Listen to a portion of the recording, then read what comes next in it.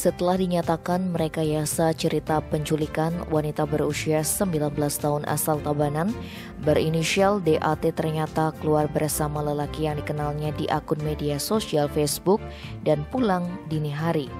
Sebelumnya DAT ditemukan di area Tegalan Beji Puseh Desa Nyiddah, Kecamatan Kediri, Kabupaten Tabanan Senin sore 2 Mei dalam keadaan terikat tangan dan kakinya serta mulut disumpal kain putih. Kapolres Tabanan AKBP Ranefli Dian Chandra ketika dikonfirmasi Kamis 5 Mei mengatakan DAT pergi dengan teman pria yang dikenalnya di Facebook karena pulang hampir pagi dan takut dimarahi suami. Kemudian DAT meminta saran dan meminta perlindungan kepada bapak mertuanya.